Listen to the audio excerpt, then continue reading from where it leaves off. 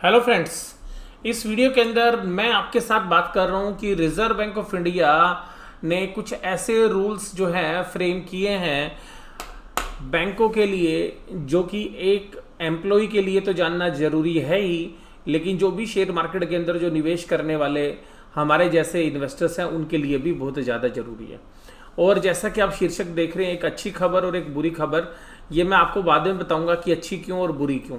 लेकिन सबसे पहले मैं आपके साथ ये बात करने जा रहा हूँ कि यहाँ पे तीन चीज़ें लिखी हुई हैं: automation of income recognition, assets classification and provision process in banks. देखिएगा, पहले इन सारी चीज़ों को आपको मैं एक एक करके समझाता हूँ जिससे कि ये सारी बात आपको अच्छे से समझ में आए। देखिएगा, सबसे पहली बात करते हैं हम असेट्स क्लासिफिकेशन की, क्योंकि देखिएगा बेशक से इनकम रिकॉग्निशन पहले है, लेकिन जब तक आप असेट्स क्लासिफिकेशन नहीं समझेंगे तब तक आपको बात समझ में नहीं आएगी। देखिएगा, असेट्स क्लासिफिकेशन एक बैंक के केस के अंदर, यानी कि जो बैंकिंग असेट्स हैं, जो बैंकों के द्वारा दिए गए लोन्स एंड एडवांसेस हैं, क्रेडिट कार्ड लोन्स हैं, होम लोन्स हैं, या किसी भी तरीके के अन्य लोन्स या advance, including bills of exchange को जो उन्होंने डिस्काउंट किया हुआ है, यानी कि किसी भी तरीके से जो ग्राहक को पैसा दिया हुआ है, that is known as an assets. तो ये जो बैंकिंग असेट्स है, ये बैंकिंग असेट जो लोन्स एंड एडवांसेस के रूप में दिए हुए, इनका क्लासिफिकेशन बैंकों को करना होता है। अब इस क्लासिफिकेशन के क्या रूल होते हैं, ध्यान से समझिएगा, क्योंकि जो ये असेट्स की क्लासिफिकेशन होगी, इसी के बेस पर बैंक अपने प्रॉफिट में से कुछ प्रॉफिट कम कर देता है, क्योंकि उसको लगता है कि भविष्य में उसको नुकसान हो सकता है। और कितना कम करना है, ये जो है आरबीआई बताता है। तो जो प्रोविजन की परसेंटेज है वो डिपेंड करती है असेट्स के क्लासिफिकेशन पे। तो दो चीजें हो गई, असेट्स क्लासिफिकेशन फिर प्रोविजन प्रोसेस इन बैंक्स। तो अब मैं सबसे पहले बात करता हूं असेट्स क्लासिफिकेशन। देख लीजिएगा, बैंक की जो असेट्स हैं वो दो पार्ट में क्लासिफाई होती हैं। एक पार्ट होता है स्टैंडर्ड असेट्स, दूसरा जो पार्ट होता है वो नॉन परफॉर्मिंग असेट्स। यानी कि हम दो शब्दों में ये बोल सकते हैं कि स्टैंडर्ड असेट्स वो असेट्स होती हैं जो परफॉर्म कर रही हैं बैंक के लिए, यानी कि स्टैंडर्ड असेट्स को आप परफॉर्मिंग असेट्स भी बोलते हैं। और दूसरी वो असेट्स जहां पर कि बैंकों को माथापच्ची करनी पड़ रही है, बैंकों को पैसा नहीं आ रहा है, जिनको हम बोलते हैं नॉन परफॉर्मिंग असेट्स। तो जो परफॉर्मिंग असेट्स हैं वो वैसी असेट्स हैं जिनके ऊपर डिफॉल्ट जो किया है उसका पीरियड अभी 90 दिनों से ज़्यादा नहीं हुआ है। यानी कि क्लाइंट जो आपसे पैसा उधार ले रहा है, उसने ब्याज की या उसकी जो लोन की किस्त है उसमें किसी प्रकार की जो त्रुटि की है, उस अवधि को अभी 90 दिनों से ज़्यादा का समय नहीं हुआ है। और इसके अलावा वो सारे लोग जिन्होंने कोई भी त्रुटि नहीं की है, वो सभी असेट्स जो है स्टैंडर्ड असेट्स कहलाती हैं।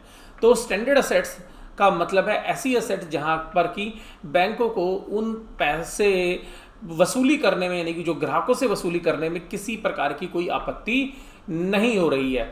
और अगर वो पैसा उनको रिकवर नहीं हुआ है तो वो केवल 90 दिनों का ही समय है, यानी कि उससे मांगने का जो समय था आपका, अभी वो 90 दिनों के अंदर अंदर है। तो ऐसी असेट्स होती हैं स्टैंडर्ड असेट्स। अब दूसरी तरीके की जो असेट्स हैं जिनको बोलते हैं नॉन परफॉर्मिंग असेट्स, तो जब 90 दिनों के बाद का पीरियड जो है खत्म हो जाता है तो ऐसी असेट्स को नॉन परफॉर्मिंग असेट्स बोलते हैं। लेकिन जो नॉन परफॉर्मिंग असेट्स हैं, उन नॉन परफॉर्मिंग असेट्स के ऊपर जो है क्लासिफिकेशन तीन तरीके से होता है। पहला होता है सब स्टैंडर्ड असेट्स। सब स्टैंडर्ड असेट्स वो असेट्स हैं जो 90 दिनों के बाद इस कैटेगरी के अंदर आई हैं, जो नॉन परफॉर्मिंग असेट्स की पहली कैटेगरी है।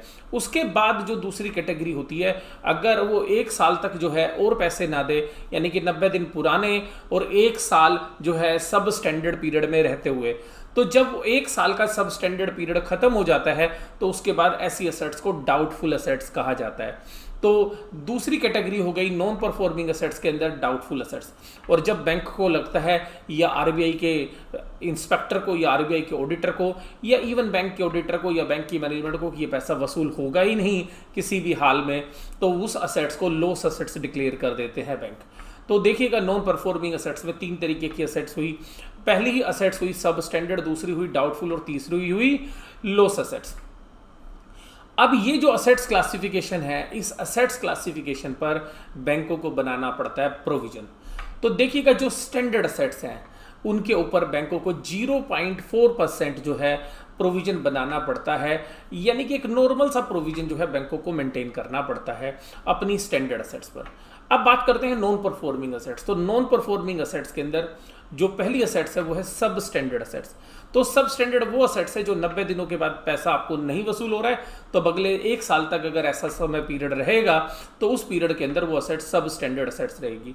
और सब स्टैंडर्ड असेट्स के अंदर देखिएगा जितना पैसा आपको सिक्योरिटी के रूप में मिला हुआ है, यानी कि जिस आदमी को आपने लोन दिया था उसके गोल्ड की वैल्यू, उसके शेयर्स की वैल्यू, उसकी प्रॉपर्टी की वैल्यू जो उसने उस लोन के एवज में एज ए सिक्योरिटी दी थी, तो उस पोर्शन को आप बोलते हैं सिक्योर्ड लोन, और दूसरा पोर्शन अनसिक्योर्ड लोन। तो जितनी सिक्योरिटी वाली वैल्यू है उतने लोन के ऊपर आप 15% यानी कि 15% प्रोविजन बनाते हैं, और जिसके ऊपर कोई सिक्योरिटी नहीं है बैंक की उसके ऊपर 25%। जैसे क्रेडिट कार्ड वाले लोन्स हैं तो उस पर 25% बनेगा, क्योंकि वहाँ पे क्रेडिट कार्ड में कोई सिक्योरिटी नहीं होती। लेकिन जो बाकी लोन है अगर वहाँ पर कोई भी प्रॉपर्टी वगैरह बैंक के पास है तो उसकी वैल्यू जितनी है उसके ऊपर सिक्योर्ड लोन बनेगा। तो सिक्योर्ड वाले पे 15%, अनसिक्योर्ड पे 25% सब स्टैंडर्ड में। और अगर ये कैटेगरी डाउटफुल असेट्स हो जाती है तो डाउटफुल असेट्स होगी 1 साल बाद। तो डाउटफुल असेट्स पे जिसके ऊपर कोई सिक्योरिटी नहीं है आपके पास उसको आप 100% प्रोविजन बनाते हैं, और डाउटफुल का वो हिस्सा जिसको अभी 1 साल बीता है और उसकी सिक्योरिटी भी आपके पास है तो केवल 25% बनाएंगे।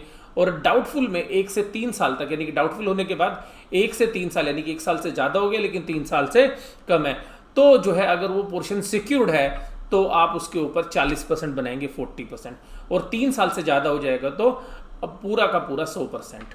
तो इस तरीके से ध्यान रखिएगा, जो डाउटफुल का जो अनसिक्योर्ड पोर्शन है उस पर 100% बनता है, और जो डाउटफुल का सिक्योर्ड पोर्शन है उसके ऊपर पहले साल के अंदर जो है 25% और पहले से तीसरे साल के बीच में जो है 40% प्रोविजंस बनाते हैं बैंक। इसके अलावा तीसरे साल के बाद 100%, और इसी तरीके से लॉस असेट्स पे भी 100% प्रोविजन बनता है। अब ये तो थी बात असेट्स क्लासिफिकेशन की और ये प्रोविजंस की। अब इन दोनों के साथ साथ तीसरा पॉइंट भी समझिएगा, इनकम रिकॉग्निशन। तो देखिएगा जो स्टैंडर्ड असेट्स होती हैं उनके ऊपर जो इनकम बैंक को मिल गई है वो भी बैंक की इनकम होती है, और जो अभी आउटस्टैंडिंग है यानी कि ड्यू हो गई है, ग्राहक ने नहीं दी है स्टैंडर्ड असेट्स के ऊपर यानी कि परफॉर्मिंग असेट्स पे, वो भी इनकम है। तो बैंक उस सारी इनकम को अपनी इनकम मानता है, इनकम रिकॉग्नाइज करता है। लेकिन नॉन परफॉर्मिंग असेट्स, चाहे वो स्टैंडर्ड है चाहे वो सब स्टैंडर्ड है, चाहे वो डाउटफुल है, चाहे वो लॉस असेट्स है, जितना पैसा बैंक को वसूल हुआ है केवल वही इनकम मानी जाती है, बाकी इनकम नहीं मानी जाएगी। तो इंटरेस्ट की वो इनकम जो बैंक ने वसूल कर ली है केवल वही इनकम मानी जाती है नॉन परफॉर्मिंग असेट्स पे।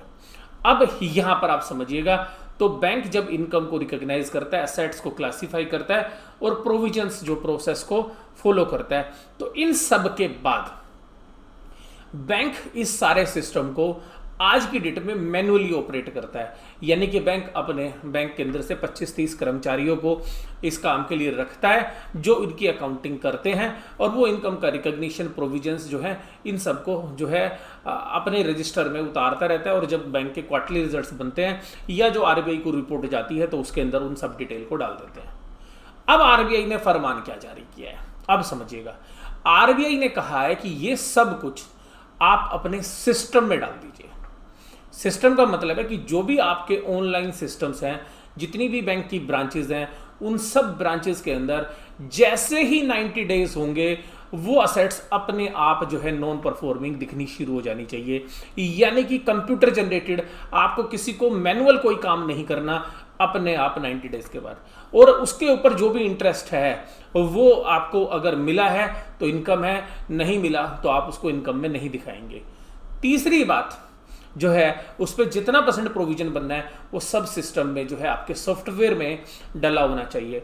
यानी कि ह्यूमन इंटरवेंशन नहीं होनी चाहिए, यानी कि मैनुअल आप कुछ भी नहीं करेंगे, आपने एक सिस्टम बना दिया और सिस्टम जनरेटेड सारी चीज़ें होंगी, यानी कि इनकम की रिकॉग्निशन, असेट्स की क्लासिफिकेशन और प्रोविजन प्रोसेस। अब देखिएगा, इसको समझते हैं आराम से। ये फरमान दिया है आज, यानी कि सितंबर 14, 2020। तो 2020 के अंदर ये जो फरमान है, इन्होंने इससे पहले 4 अगस्त को 2011 को बैंकों को ये एडवाइस की थी, और ये एडवाइस जो है इन्होंने मानी नहीं, क्योंकि बहुत सारे बैंक आज भी इसको फॉलो नहीं कर रहे हैं।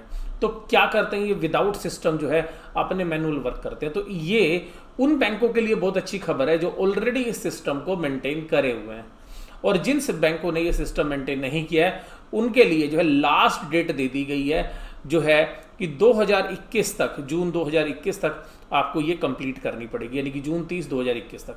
तो देखिए इस रिपोर्ट में क्या लिखा हुआ है कि जो नॉन परफॉर्मिंग असेट्स हैं वो जो उनका जो भी जनरेशन है वो आईटी रिलेटेड होना चाहिए, और जो आपकी MIS रिक्वायरमेंट्स हैं यानी कि मैनेजमेंट इंफॉर्मेशन सिस्टम रिक्वायरमेंट है उसके हिसाब से आप उसको सेट करेंगे। एनपीए आइडेंटिफिकेशन, एनपीए है या नहीं है उसकी पहचान करना, इनकम रिकॉग्निशन करना, इनकी कितनी इनकम अपने P&L में लेनी है आपने, provisions and generation of related returns to the bank, और जो भी बहुत सारी रिटर्न्स है उन सब में नॉट येट फुली ऑटोमेटेड, अभी तक वो फुली ऑटोमेटिक नहीं है, जिसकी वजह से हमें कदम उठाना पड़ रहा है। Bank are still found to restoring manual identification, आज भी वो मैनुअल आइडेंटिफिकेशन कर रहे हैं ऑफ एनपीए की, and also over riding the system generated assets. और ध्यान रखिएगा, ये भी दूसरी बात समझिएगा, ये एक और बोलिए कि देखिएगा आपने सिस्टम तो लगा रखा है लेकिन सिस्टम की सुनते नहीं हो, over riding the system generated assets classification. और आप क्या करते हो, ओवरराइड करते हो। ओवरराइड का मतलब है आप जो सिस्टम ने बताया उसकी अनदेखी करते हो, उसको आप फॉलो ही नहीं करते। तो कहते हैं ये शिकायत जो है हमें मिल रही है assets classification by the manual interventions, और जो मानवीय जो इंटरवेंशन है वो उसके अंदर हो रही है रूटीन मैनर। और इस वजह से देखिएगा हमने बोल दिया कि अब ये सब आपको अप्लाई करना। अब इसके अलावा बैंक जो अपनी इन्वेस्टमेंट रखता है, क्योंकि देखिए उसकी SLR इन्वेस्टमेंट होती है, तो बैंकों के पास बहुत बड़ा पैसा इन्वेस्टमेंट का भी होता है, तो कहता है इन्वेस्टमेंट के लिए भी जो है सेम प्रोविजंस आपको रखने पड़ेंगे। अगर इन्वेस्टमेंट की वैल्यू घट गई है, आपने शेयर्स में, डिवेंचर्स में, बॉन्ड्स में, गोल्ड्स में, कहीं पर भी पैसा लगाया, अगर उसमें वैल्यू घट गई है तो वो जो भी बैंकिंग के रेगुलेशंस है उसके अकॉर्डिंगली आपको उसको प्रोवाइड करना है। तो ना ये केवल एनपीए में बल्कि एनपीआई पर भी जो है अप्लाई होंगे, यानी कि जो नॉन परफॉर्मिंग इन्वेस्टमेंट्स हैं आपकी उनके ऊपर भी। और अगर ये कभी चल के अपग्रेड हो जाती हैं, यानी कि पहले अगर वो नॉन परफॉर्मिंग थी और बाद में परफॉर्मिंग स्टैंडर्ड होंगी, तब भी वो इसी सिस्टम के तहत ही आपको करनी है। तो ये पूरा का पूरा जो फरमान है ये क्या कह रहा है, ये बैंकों को कह रहा है कि देखिएगा ट्रांसपेरेंसी जो है इससे आएगी और ह्यूमन इंटरवेंशन जो है नहीं होगा। अब ये जो चीज़ें हैं बैंकों के लिए अगर आप देखें तो हो सकता है कि थोड़ी तकलीफ दे हो, क्योंकि बैंकों को सारी चीज़ें सिस्टम में डालनी पड़ेंगी और सारी चीज़ साफ साफ आएंगी। जैसे कि हम पिछले बार क्वार्टरली रिजल्ट्स में भी आपके साथ बात कर रहे थे कि कुछ बैंकों ने जो है नॉन परफॉर्मिंग असेट्स के ऊपर प्रोविजंस हमारी राय में ठीक ढंग से जो है नहीं बनाया है, और ये आरबीआई को भी लगा। और जैसे अब कोविड की सिचुएशंस के बाद जो मोरेटोरियम हुआ है, तो उसके बाद ये और एक भयंकर समस्या जो है हो सकती है। तो आरबीआई ने पहले ही बोल दिया कि आप इसको सिस्टम में डालिए। और अगर आपकी कोई भी इम्पेयर्ड असेट्स है, इम्पेयर्ड असेट्स का मतलब होता है जो असेट्स आपकी घटिया हो गई, यानी कि जिन पर वसूली नहीं हो रही है, एनपीए है या एनपीआई है, यानी कि नॉन परफॉर्मिंग इन्वेस्टमेंट्स है या नॉन परफॉर्मिंग असेट्स है, और ये सारा का सारा जो है स्टेट थ्रू प्रोसेस सिस्टम पे चलेगा, एसटीपी पे, और विदाउट मैनुअल इंटरवेंशन। और मैनुअल इंटरवेंशन नहीं होना चाहिए, साफ साफ लिखा हुआ है विदाउट एसटीपी होगा, विदाउट मैनुअल इंटरवेंशन। और कहता है कि जो इसकी ऑडिट प्रोसेस होगी वो भी इसी के तहत चलेगी। तो ऑडिटर्स के लिए भी जो है उन्होंने गाइडलाइंस दी हैं कि किस तरीके से होंगी, वो अगले हिस्से में है। तो आप देखिएगा ये जो न्यूज़ है, ये न्यूज़ बहुत सारे बैंकों पर नेगेटिव इफेक्ट डालेगी, किस तरीके से और किस तरीके से पॉजिटिव इसलिए है कि जो भी बैंक का ग्राहक है उसका पैसा सुरक्षित रखने की जिम्मेदारी आरबीआई की है। तो आरबीआई वहाँ पे एक सुरक्षा की दृष्टिकोण से जो है इस चीज़ को फॉलो करने के लिए बोल रहा है। दूसरी बात यह है कि बैंक अगर पूरा का पूरा ऑटोमेशन के ऊपर काम कर रहे हैं तो ये सिस्टम भी ऑटोमेशन पर आना चाहिए। तो आपकी नॉन परफॉर्मिंग एसेट्स भी ऑटोमेशन पे आनी चाहिए, जिससे कि जो बैंक की मैनेजमेंट है वो अपनी मनमानी जो है ना कर सके कि किसको एनपीए दिखाना है किसको नहीं दिखाना है। तो जो एनपीए होती हैं बहुत, वो भी सिस्टम में नहीं दिखाई जाती, यानी कि फाइनेंशियल स्टेटमेंट में नहीं आती। तो उन बैंकों के ऊपर इसकी गाज डलती हुई नजर आएगी। और मुझे ऐसा लगता है कि आज जो शायद मार्केट के अंदर बैंकिंग स्टॉक्स के अंदर जो गिरावट थी, शायद मुझे लगता है कि उनको इस आरबीआई के इस फरमान का जो है आभास आज हो गया था, जिसका असर जो है आज आपको बैंकिंग स्टॉक्स के ऊपर भी देखने के लिए मिला। हालांकि कुछ और न्यूज़ फ्लो भी थे, लेकिन पूरा जो है बता पाना बड़ा मुश्किल है। लेकिन ये जो न्यूज़ है ये एक तरीके से जो है उन बैंकों के लिए जिन बैंकों ने इस तरीके के सिस्टम को फॉलो नहीं किया है, या वो नॉन परफॉर्मिंग एसेट्स के लिए केवल और केवल मैनुअल कैलकुलेशंस करते हैं, ये उनके ऊपर जो है एक तरीके का आघात है। तो ये कुछ बड़े बैंक्स भी इसके अंदर शामिल हो सकते हैं। मैं इस बात की मनाही नहीं करूँगा, क्योंकि मैंने जब क्वार्टरली रिजल्ट्स आपके साथ एनालिसिस किए थे तब मैं आपको बोल रहा था कि जो नॉन परफॉर्मिंग एसेट्स हैं उसकी जो कैलकुलेशन है उस पर हमें शायद थोड़ा डाउट है। और यही रीज़न है कि शायद आरबीआई ने जो है इतना सख्त निर्णय जो है यहाँ पर इस कोविड वाली सिचुएशन के दौरान जो है लिया है। आपको इस वीडियो से मैंने ये काफ़ी बातें समझाने की कोशिश की। ये आपको वीडियो कैसी लगी ये आप मुझे ज़रूर से ज़रूर बताइएगा। वीडियो देखने के लिए धन्यवाद। Thank you very much.